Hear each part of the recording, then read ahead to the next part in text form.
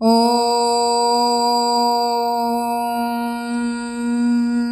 भं भं सः असिताङ्गायै नमः। ॐ भं भं सः असिताङ्गायै नमः। ॐ भं भं सः असिताङ्गायै नमः। ॐ भं भं सः असिताङ्गायै नमः। ॐ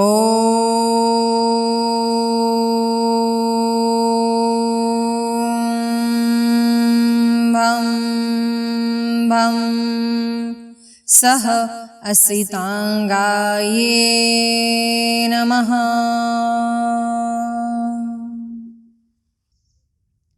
प्रणाम। पिछले एपिसोड के कमेंट बॉक्स में मैंने बहुत ही सुंदर सी कमेंट पढ़ी, जिसमें उन्होंने पूछा है कि तामसिक साधना और सात्विक साधना में भेद क्या है। तो सात्विक साधना जो सांसारिक लोग हैं वो करते हैं, यानी जो उग्र दैवत होते हैं वैसे नहीं, पर जो सौम्य देवी देवता है ऐसी दैवतों की साधना जो करते हैं वो सात्विक साधना है। क्योंकि सांसारिक लोग की बहुत ही छोटी छोटी इच्छाएं होती हैं, उनकी अपनी मनोकामनाएं होती हैं, वो पूर्ण करना हेतु जो देवी देवता सौम्य स्वरूप में है ऐसी देवता की साधना जो करते हैं उसे सात्विक साधना कहते हैं। और तामसिक साधना किसे कहते हैं? तो जो साधु हैं, जो साध्वी हैं, जिन्होंने संन्यास लिया हुआ है। तो सिर्फ यही लोग नहीं, लेकिन संसार जो कर रहे हैं ऐसे लोग भी तामसिक साधना तो कर ही सकते हैं, लेकिन उतने नियम वो सब संभाल के अगर आप करना चाहते हैं तो आप तामसिक साधना भी कर सकते हैं। लेकिन ज़्यादातर ये साधना साधु साध्वी लोग करते हैं जिन्होंने वैराग्य लिया है, जो उग्र दैवत की साधना करते हैं, जो उग्र देवी देवता होते हैं, जैसे काल भैरव, जैसे रेणुका माता, जैसे सप्तशृंगी की माता जी हैं, वणी की देवी। तो ऐसे सब उग्र साधना जिसमें तंत्र यंत्र मंत्र और अघोरी साधना जो करते हैं, जो स्मशान भूमि में बैठ के जो साधना करते हैं, ऐसी सारी साधनाओं का समावेश तामसिक साधना में होता है, जिसके काफ़ी नियम होते हैं, जिसमें ब्रह्मचर्य पालन करना पड़ता है। ऐसी सारी नियमों को अपने आप ग्रहण करने के बाद जो साधना होती है उसे तामसिक साधना कहते हैं। तो सांसारिक लोगों को ये साधना करना शायद संभव होगा भी, लेकिन जो नियम हमें तामसिक साधना में जिसका हमें पालन करना पड़ता है वो उतना सही से नहीं कर पाते हैं कभी कभी, इसीलिए कुछ लोग सात्विक साधना की तरफ जाते हैं। तो ये भेद है सात्विक और तामसिक साधना का। तो आज हम एक ऐसे ही साधना के बारे में बात करने वाले हैं। हर शनिवार हम अलग अलग भैरव जी के बारे में बात करते हैं, उनकी साधना कैसे करनी है। तो आज हम एक ऐसे ही उग्र स्वरूप भैरव जी की साधना के बारे में बात करने वाले हैं, जिनका नाम है असितांग भैरव। ये काफ़ी उग्र भैरव में से एक भैरव माने गए हैं। ये भैरव भी शिव स्वरूप है। तो इसकी साधना कैसे करते हैं? आप देख रहे होंगे कि मेरे पीछे जो वृक्ष है वो पीपल का वृक्ष है। तो इसी वृक्ष के नीचे बैठ के हम असितांग भैरव की साधना कर सकते हैं। अगर आपके घर में पीपल का वृक्ष है तो उस वृक्ष के नीचे बैठ के आप साधना कर सकते हैं असितांग भैरव जी की। या फिर घर में छोटे से गमले में भी आप जब ये साधना शुरू करेंगे उससे 8 दिन पहले पीपल के वृक्ष की आप अच्छे से उसको गमले में लगाइए, उसको अच्छे से पानी डालिए। जब वो वृक्ष धीरे धीरे बड़ा होने लगेगा उसके बाद आप ये पीपल का वृक्ष आपके साधना में इसका इस्तेमाल कर सकते हैं। यानी असितांग भैरव जी की अगर आपको साधना करनी है तो पीपल का वृक्ष आपके आसपास होना ज़रूरी है। नहीं होगा तो उसे लगाइए अपने घर में, उससे एक वृक्षारोपण भी होगा आपके हाथ से। तो असितांग भैरव जी की साधना कैसे करनी है? उनका दिन कौन सा है? तो असितांग भैरव जी की साधना करने के लिए आपको मंगलवार, शनिवार और रविवार, ये तीनों दिनों में से एक दिन का आपको चुनाव करना है और उस दिन आपको ये भैरव जी की साधना शुरू करनी है। आप मंगलवार को कर सकते हैं, शनिवार को कर सकते हैं या रविवार को भी कर सकते हैं। समय कौन सा रहेगा? तो रात को 9 बजे, 9 बजे के बाद आप ये असितांग भैरव जी की साधना कर सकते हैं। तो असितांग भैरव जी की साधना आप कैसे कर सकते हैं, उसकी पूजा विधि क्या है, उन्हें क्या भोग लगाना है? तो भैरव जी की साधना शुरू करने से पहले आपको अच्छे से उसकी स्थापना करनी चाहिए। 1 से 1.25 मीटर का आप लाल कपड़ा लीजिए, उसके ऊपर आप असितांग भैरव जी की प्रतिमा रख सकते हैं, मूर्ति रख सकते हैं, या कुछ नहीं है तो अगर आपके पास भैरव का सिद्ध किया हुआ यंत्र है तो उसकी भी आप स्थापना करके उसकी पूजा कर सकते हैं। तो पूजा करते समय उसे अच्छे से धूप दिखाइए, उसको चंदन लगाइए, अच्छे से उसको धूप दिखा के आरती कर सकते हैं आप भैरव जी की। तो उससे पहले आपको एक पान लेना है, जो हम खाने का पान यूज करते हैं, उस पान के ऊपर आपको 2 लौंग लेनी है, 2 दालचीनी लेनी है और 2 सुपारी का वहाँ पे उसे रखना है उस प्रतिमा के सामने, और फिर उसको अच्छे से कुंकू से या फिर चंदन लगा के आप उसकी पूजा कर सकते हैं। ये पूजा आपको पूर्व दिशा की तरफ बैठ के करनी है, यानी असितांग भैरव जी की साधना अगर आप कर रहे हैं तो आपको पूर्व दिशा में बैठ के इस भैरव जी की साधना करनी है। साधना करते समय आपको लाल वस्त्र का परिधान करना है। आसन भी आपको लाल कलर का ही लेना है।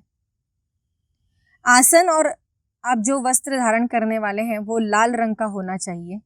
हल्का लाल रंग होगा फिर भी चलेगा, थोड़ा सा गहरा होगा फिर भी चलेगा। माला कौन सी लेनी है? तो आपको अगर आपके पास लाल हकीक की माला है तो आप उसके ऊपर मंत्र का जाप कर सकते हैं। तो असितांग भैरव जी की साधना, उसका मंत्र कौन सा होने वाला है? तो उसका मंत्र है ओम भम भम सह असितांगाये नमः। मैं वापस दोहराती हूँ, ओम भम भम सह असितांगाये नमः। इस मंत्र का आप 108 बार मंत्र की जाप कर सकते हैं। आप इसकी 11 माला कर सकते हैं। कोई एक दिन सुनिश्चित कीजिए, मंगलवार, शनिवार या फिर रविवार। उस दिन से आप रात को 9 बजे के बाद ये मंत्र का जाप कर सकते हैं। भोग में आप 2 लड्डू रख सकते हैं। असितांग भैरव जी को अगर आप भोग लगाना भी चाहते हैं तो लड्डू प्रसाद में रखिए, क्योंकि उन्हें लड्डू ज़्यादा प्रिय है। तो ये है उनको भोग लगाने की विधि, उनकी पूजा करने की विधि। असितांग भैरव जी की सवारी कौन सी होती है? तो असितांग भैरव जी सवारी के लिए हंस है उनकी सवारी। आप अगर प्रतिमा में देखेंगे तो जहाँ असितांग भैरव जी खड़े हैं उनके पीछे आपको हंस देखने को मिलता है। तो ये है उनकी सवारी। काफी उग्र रूप माना गया है भैरव जी का। तो हम असितांग भैरव जी की साधना क्यों करते हैं? तो उसके पीछे का कारण ये है कि अगर आप काफी समय से आपको कोई रोग से आप परेशान हैं या कोई भयंकर से भी भयंकर रोग से आप मुक्ति पाना चाहते हैं तो असितांग भैरव जी की आप साधना कर सकते हैं। अगर आपके आसपास कोई पीड़ित है जिनको काफ़ी समय से कुछ चीज़ें या कुछ रोग उन्हें तकलीफ दे रहे हैं तो आप ऐसे व्यक्तियों के लिए भी आप ये असितांग भैरव जी की साधना कर सकते हैं, उनका अनुष्ठान कर सकते हैं। असितांग भैरव जी का अगर आप अनुष्ठान करना चाहते हैं तो 5 दिन का आप अनुष्ठान कर सकते हैं। यानी मंगलवार से अगर आप शुरू करते हैं तो मंगलवार से लेके अगले 5 दिन तक। तो जैसे मैंने कहा है कि हर भैरव की साधना में हवन बहुत ही ज़रूरी है, क्योंकि बिना हवन के हमारा अनुष्ठान पूर्ण नहीं होता। तो आप 5वें दिन जब आपकी माला ख़त्म हो जाती है, 11 अगर आप माला कर रहे हैं तो 11 माला ख़त्म होने के बाद आप हवन भी कर सकते हैं। हवन में आप पीपल का जो संविधा रहती है उसका उपयोग कर सकते हैं। और सबसे ज़्यादा महत्वपूर्ण बात यह है कि आप आहुति देते समय लड्डू की आहुति दीजिए। अगर आप मोतीचूर के लड्डू बनाते हैं तो मोतीचूर के लड्डू, बेसन के लड्डू आप बना सकते हैं या सूजी के लड्डू बनाते हैं, तो वो तीनों चीज़ों का आप आहुति में उसे दे सकते हैं। यानी हवन करते समय हमें कौन सा मंत्र कैसे बोलना है, तो ओम भम भम सह असितांगाय नमः स्वाहा, ये मंत्र हमें हवन के दरमियान बोलना है। तो जब हवन पूर्ण हो जाता है, जब आपका अनुष्ठान पूर्ण होता है, तो बारी आती है अन्नदान की। जब आपका हवन खत्म हो जाता है तो दूसरे दिन आपके आसपास अगर कोई छोटे बच्चे हैं तो उनमें आप लड्डू का प्रसाद बांटिए, तो उससे ज़्यादा भैरव जी प्रसन्न होते हैं, क्योंकि अन्नदान बहुत ही महत्वपूर्ण है हमारी साधना में। तो आप ये ज़रूर कीजिए। और अगर आपके आसपास कहीं पीपल का वृक्ष है तो उसके नीचे बैठ के भी आप ये साधना कर सकते हैं, लेकिन पूर्व दिशा में बैठ के आपको ये साधना करनी है। अगर कहीं नहीं है तो अपने घर में, जैसे मैंने कहा, आप अपने पीपल का वृक्ष लगाएं और पूजा में वो पीपल का वृक्ष रखिए और पीपल के वृक्ष की भी पूजा कीजिए, ताकि आपके घरों में अगर कोई बीमार व्यक्ति है या आपको भी अगर कोई तकलीफ होती है तो वो पीपल का वृक्ष अपने वाइब्रेशन से सारी नेगेटिविटी ले जाएगा और आपको हर रोगों से मुक्त करेगा। यानी असितांग भैरव जी और पीपल का वृक्ष, ये दोनों हमें हमारे रोग की मुक्ति से हमें दूर करने में मदद करते हैं। तो ये असितांग भैरव जी की साधना आप ज़रूर कीजिए। आपके आसपास कोई अगर पीड़ित है तो उन्हें भी ये अनुष्ठान करने के लिए बोलिए, उनको भी ये पूजा विधि कैसे करनी है इसके बारे में आप बता सकते हैं।